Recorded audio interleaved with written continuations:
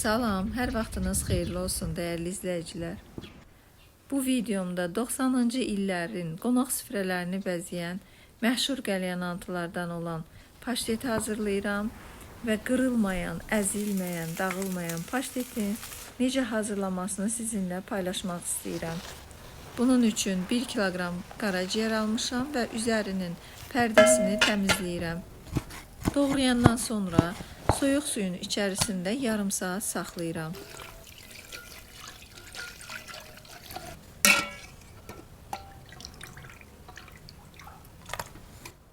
Sonra isə suyun içərisindən ciyərləri çıxardıb, bişirəcəyim qazana yığıb, üzərinə isə təmiz su və duz əlavə edirəm. Qoyuram 25 dəqiqə, yarım saat qaynasın. 2 ədəd soğanı qovurmaq üçün doğrayıram. 20 dəqiqədən artıqdır ki, qaynayır və mən ciyərlərə baxıram, biraz yumşalıb.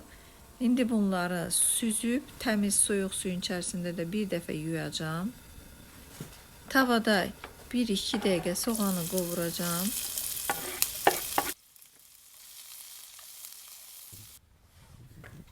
Ciyəri süzmüşəm, əlavə bir dəfə də yudum təmiz olmaq üçün. İndi isə soğanın içərisinə əlavə edib biraz qovuracağım. 5-6 dəqiqə ciyərlə soğanı da birlikdə qovururam ki, paştetimiz daha da ləzzətli olsun.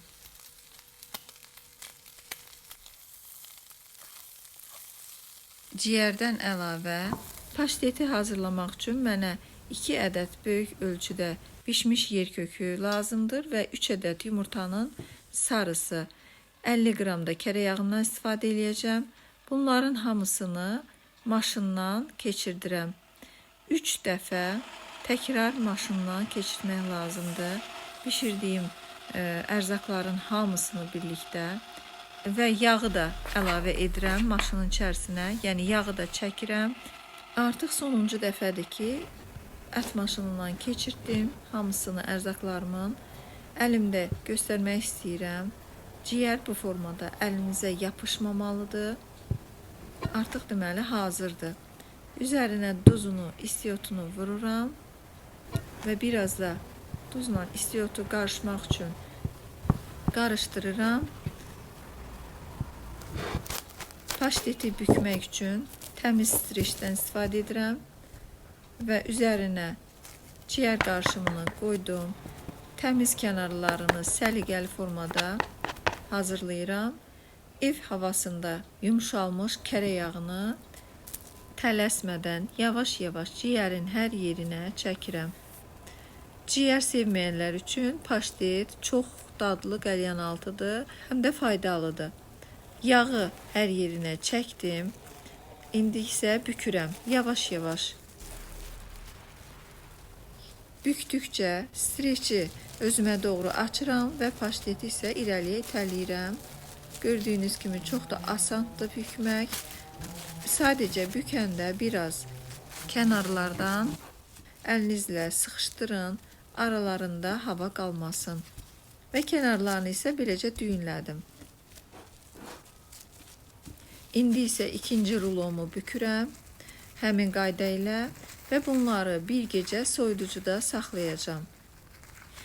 1 kiloqram qaraciyərdən 2 ədəd paştet alındı. Biri ölçücə biraz böyükdür, digəri isə biraz xırda ölçüdədir. Soyuducunun aşağı gözünə qoyacağım, bir gecə qalsın.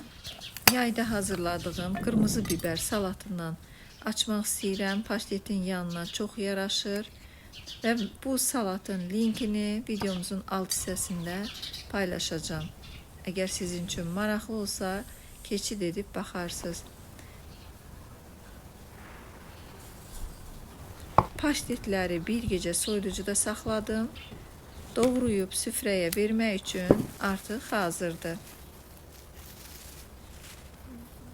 Dəyərli izləyicilər, siz bunun içərisinə qoz da əlavə edə bilərsiniz və yaxud da sadəcə mən hazırladığım kimi hazırlaya bilərsiniz. İnanın ki, çox faydalıdır. Onu da qeyd edim ki, paşteti hazırlayanda biraz artıq olur və ikinci rulonunu soyuducunun buzdolabında saxlayıram və nə vaxt istəsən çıxardıb təzə paştet kimi istifadə etmək olur. Dəyərli izləyicilər, bura qədər videomuzu izlədinizsə, bizə dəstək oldunuzsa, hər birinizə təşəkkür edirəm. Göz haqqınızı halal edin. Kanalımıza abunə olmaq tamamilə ödənişsizdir.